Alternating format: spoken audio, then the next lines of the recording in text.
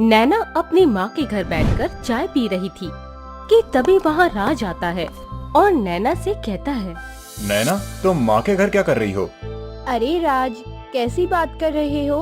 मैं माँ के घर क्या करूँगी? हाँ, माँ से मिलने आई हूँ और क्या करूँगी? हाँ, ये सही है तुम्हारा जब मन करे तब उठ के यहाँ पर आ जाती हो। हाँ तो कौन सी बड़ी बात है, अब माँ ही तो है। माँ को मैं नहीं देखूंगी तो कौन दिखेगा? हाँ, बड़ी आई माँ वाली। मेरी माँ तुमको नहीं दिखाई देती, जिसको तुम दर्द में छोड़कर आई हो।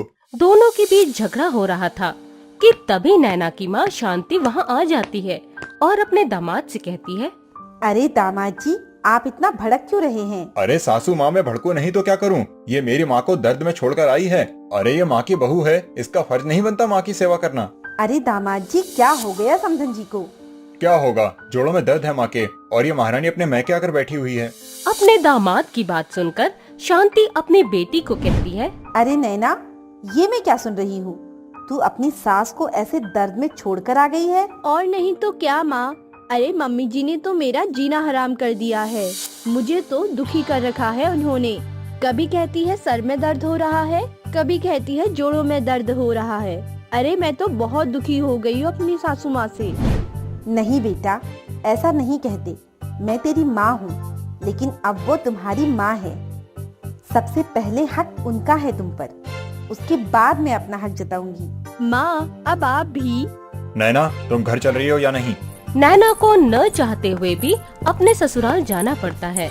ऐसे ही अब दिन बीतने लगते हैं और एक दिन नैना की सास नैना से कहती है, बहू, अरे ओ बहू, अरे कहाँ मर गई करमजली? हाँ माँ जी, अभी आ रही हूँ। इतना क्यों चिल्ला रही हो? मेरे तो कान के पर्दे ही फट जाए आपकी आवाज से। इतना कहते हुए नैना अपनी सास के पास जाती है और अपनी सास से कहती है, सासू माँ, एक बात बताओ, आप इतना चिल्लाती रहती हो, आपके मुंह में दर्द नहीं होता क्या, जो नॉन स्टॉप चिल्लाती रहती हो? अभी मैं तेरे कर्म बताऊंगी ना, तो नॉन स्टॉप तेरा मुंह बंद रहेगा, समझी तू? हे भगवान, ऐसा क्या कर दिया मैंने जो आप इस तरह से बोल रही हो माँ जी? एक बात बताओ, दूध गैस पर चढ़ाकर कौन जाता है भला? देख तो जरा, सारा दूध चूल्हे पर बह गया है। सासू माँ, आप भी तो यही थी, आप थोड़ा सा घर को नहीं देख सकती? अरे मैं किचन में नहीं थी, इसका मतलब मैं कहीं और काम कर रही हूँ। यहाँ की बहुत है, तेरे को ध्यान रखना चाहिए ना। बुढ़िया से बहस करना ही बेकार है, इससे तो अच्छा है कि मैं इसकी बातों का जवाब ही ना दूं। नैना अपनी सास को जवाब नहीं देती और चुपचाप वहाँ से चली जाती है। ऐसे ही कुछ समय बीत जाता है और एक बार फिर विनीता और उसके सास की लड़ाई हो जाती है और विनीता गुस्से में अपना सामान पैक करती है और अपने घर के बगल में अपनी माँ के घर चली जाती है। यह देख उसकी सास चिल्लाते हुए फिर कहती है, आखिरकार चली ही गई। मुझे पता था, पड़ोसन में ससुराल होने का यही घाटा होता है। बहू के साथ लड़ाई होती नहीं कि वह अपना बैग पैक करके मायके भाग जाती है। अब मुझे ही अपनी बहू को सबक सिखाने के लिए कुछ करना होगा। एक तरफ तो विनीता की सास गुस्से में बड़बड़ा रही थी, तो वहीं दूसरी तरफ अपनी माँ के घर जाकर अपनी माँ से कहती है, माँ, अब बहुत हो गया, मैं अपने ससुराल नहीं जाऊंगी। क्यों बेटा, क्या हो गया? एक बार फिर लड़ाई करके आई है क्या? तभी नैना अपनी माँ को सारी बात बताती है। उसकी माँ बेटी की सारी बातें सुनकर अपनी बहू सुनीता को बुलाती है। तब सुनीता अपनी सास को कहती है, क्या हुआ होगा माँ जी? ननद जी तो तभी आती जब वो अपने ससुराल में लड़ाई कर ले। आपको पसंद नहीं है कि मैं अपने मायके में आकर रहूं? आखिर ये मेरा भी तो घर है। मैंने कब कहा कि मुझे आपसे प्रॉब्लम होती है, लेकिन एक लड़की शादी के बाद अपने ससुराल में रहे तो ज्यादा अच्छा होता है। आपको मेरी माँ जैसी सास मिली है ना, इसीलिए आप ऐसा बोल रही हो। ननद जी, मैं आपसे कोई बहस नहीं करना चाहती। हाँ तो मम्मी जी, मैं आपसे यह कह रही थी कि आपकी बेटी का ससुराल पड़ोस में है, इसका फायदा आपकी बेटी उठाती है। अरे आपको नहीं लगता कि आपकी बेटी को उसके ससुराल में रहना चाहिए?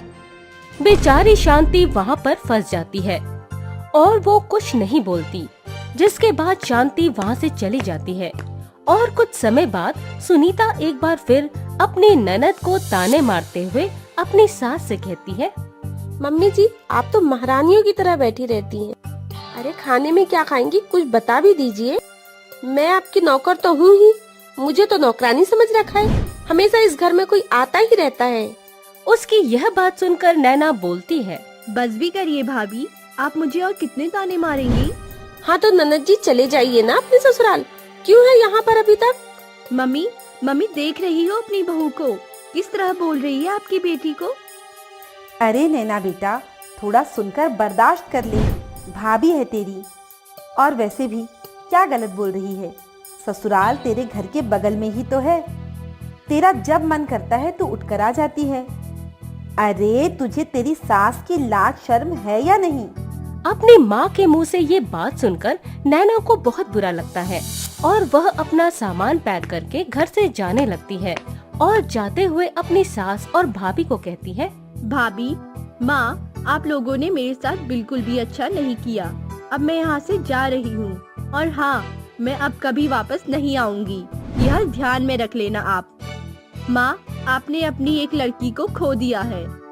इतना कहकर नैना अपना सामान लेकर घर से निकल ही रही होती है कि तभी दरवाजे पर नैना की सास आ जाती है और अपनी बहू को समझाते हुए कहती है।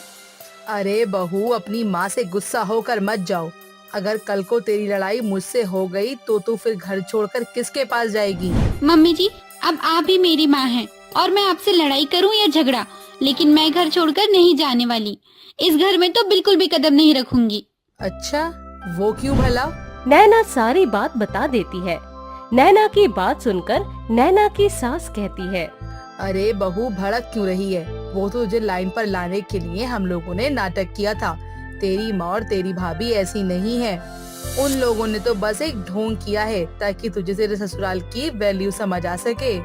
ये सब जानने के बाद नैना अब अपनी सास, माँ और भाभी के गले लग जाती है, हंसते हुए अपने ससुराल चली जाती है और खुशी से अपनी सास के साथ रहती है।